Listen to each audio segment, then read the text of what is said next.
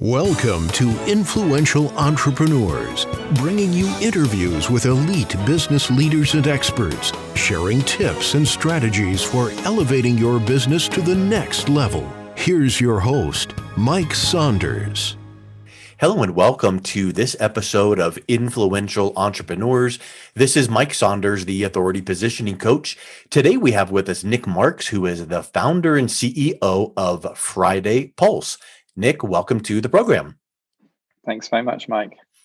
Hey, so I love in your bio that you are called a statistician with a soul, and you work in the field of happiness and well-being. So I'm interested to see how statistician and happiness and well-being all tie together. So I'm looking forward to our talk.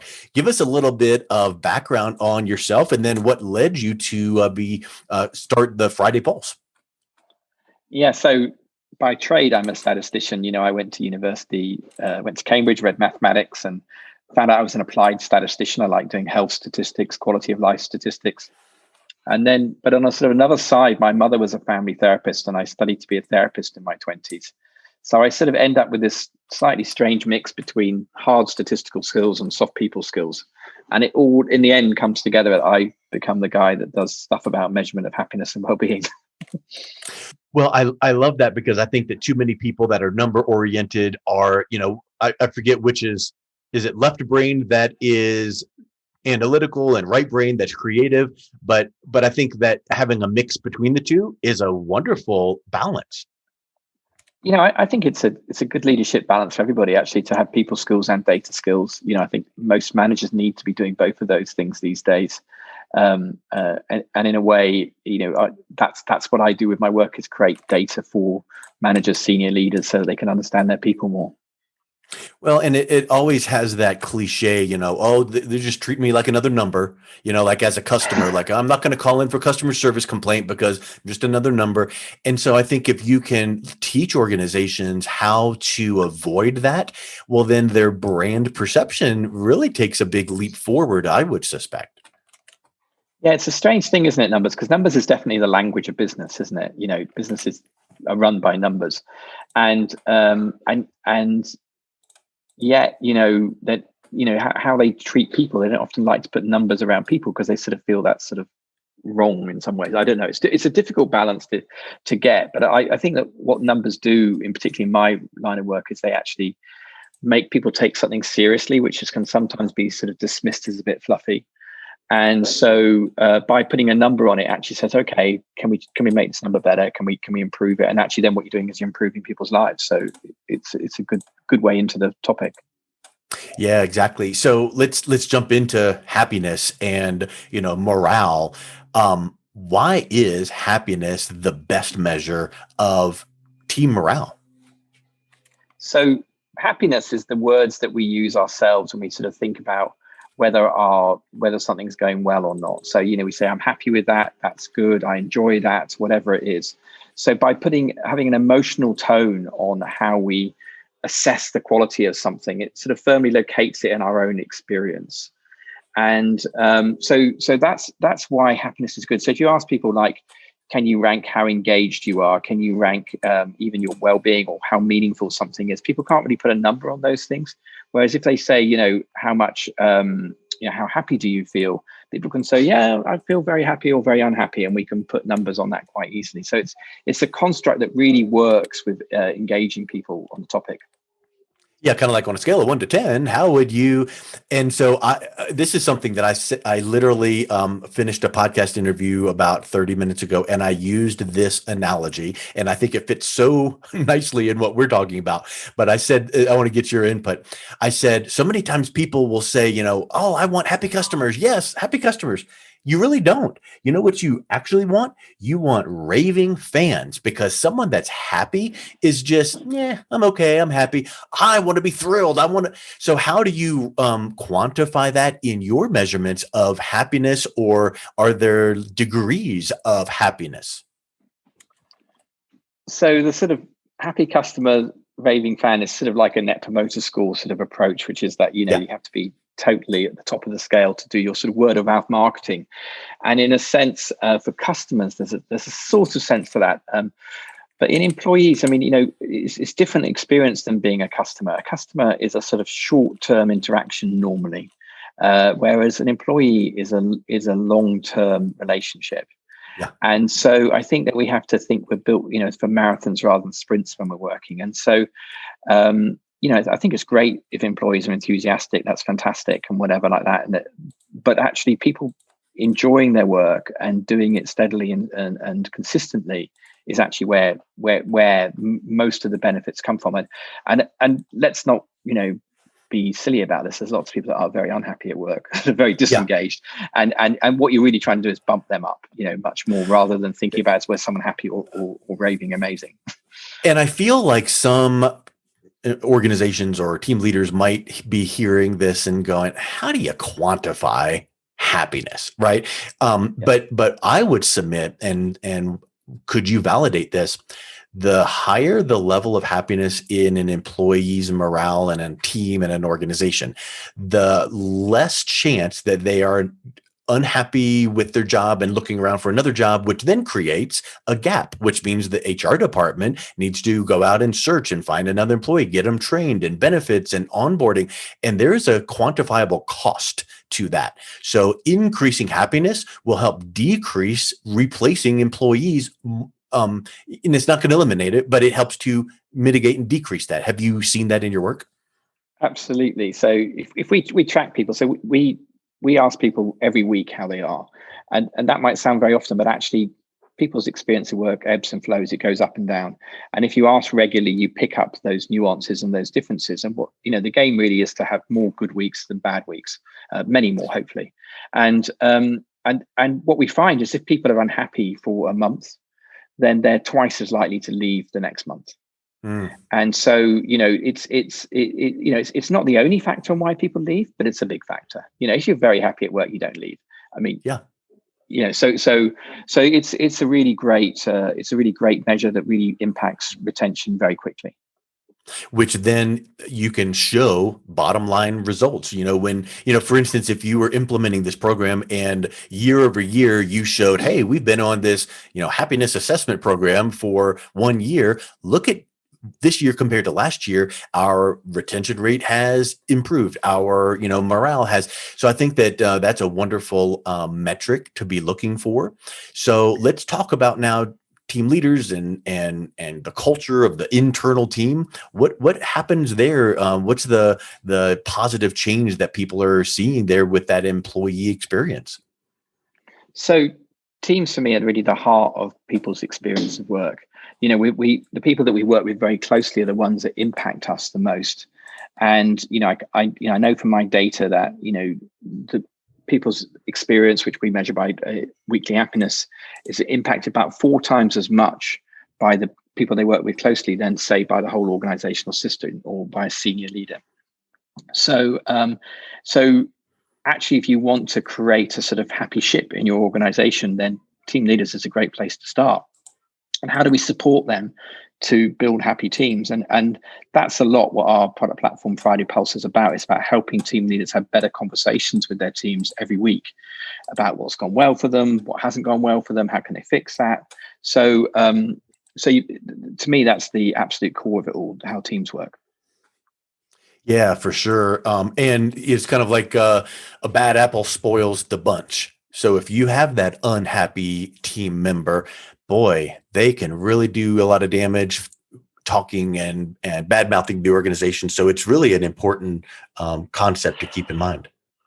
Yeah, I mean, Netflix had this whole thing about not having brilliant jerks, and that's even when they're brilliant, you know. And there's something about how we measure the impact, and actually sometimes I think organizations get this very wrong on engagement too, or on productivity. Is they look at an individual star and think that they're doing, but they may not notice that maybe the individual star is draining the people around them. Or I mean, it doesn't have to be, but it's possible, yeah. And so I think you need to look at the sort of whole team and the whole system. And if there's a person that's, you know, I call them black holes, you know, they suck the energy out of you, then then you do need to move them on. I mean, find a role that either suits them or just sort of ease them out of the organization, and maybe, you know, try and make them. I know I used to know the late great Tony Hsieh. I don't know if you ever met him, but Oh, Zappos. who was, yes, who obviously sadly died last year. But Yeah. but he used to talk about the fact that if you hire for culture, you need to fire for culture. And I think we need to take more seriously sometimes about whether people are actually supporting their colleagues or draining them, and don't have the drains. Either find out how to make them happier or move them on. 100%. And I would venture to say that if someone did that, move them on, and maybe even it's a different job within that organization, I'll bet you that there's research that shows that if you went back a quarter or two later to that same employee and said, "What do you think?" they could be like on cloud nine. It's unbelievable. I love my job. They just happen to be in the wrong, daily duties of what they're doing on a daily basis. So I think observing and watching for those areas is really huge. And it doesn't always mean get out of the company and move on. It might just mean let's retool your job or put you in another department where you could be most effective for us and you. Yeah, that's the happy outcome, which does happen. Yep. And some people, they're better off working in more individual jobs. What I think some organizations make the mistake of doing is promoting people into people leadership roles, when they're not suited for it. So they might be technically good, the length of service might be great, but they're sort of accidental line managers. And I think that's normally a recipe for disaster. And so, so you've either got to help people develop their people skills or promote or put people in management roles who've got the people skills. Yeah, 100%. So let's now address things that can affect well-being. So I know that if you look back over history, there's a lot of blips in culture. You think of the Great Depression or anything in an economy that can bring negativity. Well, COVID is one of those things, and I know that affects people's well-being. What have you found, numbers and statistics wise, regarding how COVID is affecting people's well-being? Yeah, so we've been tracking with our clients weekly experience, and then also we call a culture profile, which is sort of into the sort of the main ways that we know that create happier work for people. So we've been doing that, measuring that since 2018, 2016 actually with some clients. So we've got time trend data on that, and what we basically saw was this time last year, March 2020, everything crashed. In that week there, suddenly everyone was unhappy at work or much less happy at work. And then we've seen a slow resilient climb back up again out of that is what our data shows. But within that, some areas have got better and some worse. And the areas that have got slightly better are things around innovation and creativity. I think people had to be really innovative and creative at work. But what's got worse is work-life balance, team relationships, inter-team cooperation, friendships. Those sort of indicators at work have all deteriorated. And I think what we've really got is that people are tired and they're missing people. And that comes through in the data sort of as you would expect, but it's all there in the data. 100%. And I feel like just like anything, how they say there's a silver lining in every cloud. Well, the silver lining in working through these troubling times, like for instance in COVID, there's going to be some positivity that comes out of it. Like for instance, companies are forced to be a little bit more virtual. Well, when things go back to normal or whatever semblance of normal, they're going to get back to in-person meetings. But I feel like there's going to always be that aspect of, well, we're going to offer virtual, as well. And that can save time and money and travel and all of that. What are you finding some of the positive traits that people are experiencing, maybe more togetherness with family, or does that factor into the happiness quotient? So I think what we're finding is that people are being reminded about what's important. And in a sense, when you throw everything up in the air, which is sort of what's happened, it allows you to reassess what's critical, whether that's in your home life, your personal well-being, or at work. And I think, the big thing at work is, are we going back to the office? Are we not? Are we having a hybrid model? What do we do with people who never come in the office? Will they be able to learn as much? Will they be able to progress? Will they be left out of decisions? Well, there's lots and lots of things in that. And I think what will happen is that some organizations will go completely back to the office, some will stay completely virtual, and some will be hybrid. But for me, it's an empirical question in the sense that if you consistently measure what the impact on people's experience, you'll be able to experiment and find out, do people need 1 day back in the office for the collaboration, for the friendships, for that? Do they need 2?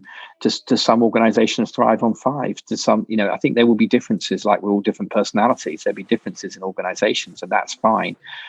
But it's very rare that one size fits all. And I think that's that sort of personalization that's been going on in the whole economy in all sorts of ways over the last 20, 30 years is coming to the workplace. And we'll have to see how it settles down. But I think the changes will be profound and long lasting. Yeah, I really think so. And it really is kind of gets back down to your mindset.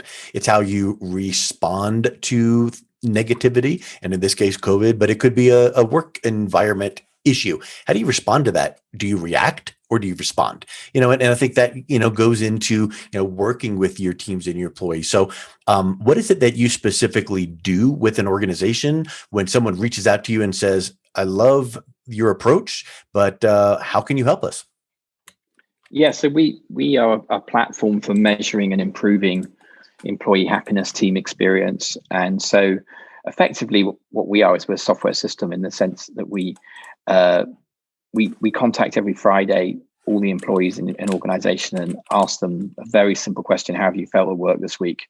And out of that, we create a happiness KPI, we call it, for senior leaders, so they can see if there are problems in the organization that they need to fix, and they can see it very rapidly. So, if a team has a poor score 1 week, I always say, well, leave it another week, see if they bounce back, because for me, resilience is bounce back. And if they don't, then, go and talk to the team leader, what's going on. And so it gives senior leaders sort of frontline feedback on what the experience is. And not many organizations have that data. I mean, 20, 30 years ago, we didn't have that on customers. And I think now we need to have it on employees in this new world. So that's what we do. But beyond that, we also, as I said, we help team leaders have better conversations. So we package up a team's responses on a Friday for a Monday morning team meeting where they can look about what the happiness level is. But we also ask people, can you share a success? Because basically, I don't think we celebrate enough our micro successes at work. We can maybe celebrate major ones, but little ones every week that we just need to do. We're creatures that like to be praised and appreciated. So I think team leaders can always be better at that rather than moving on to the next challenge straight away. And we ask people if they want to thank other people for the support they've got. And we also give people a space to say any frustrations that need fixing.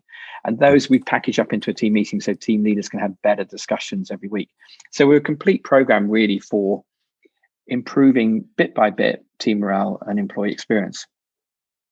Well, I love how you say happiness is the ultimate people KPI. So it's a great little tagline there. I think that is wonderful. I love your mix between stats and actual, emotions and impact in an organization. So Nic, thank you so much for coming on today. What's the best way people can reach out and connect with you and learn more about your services?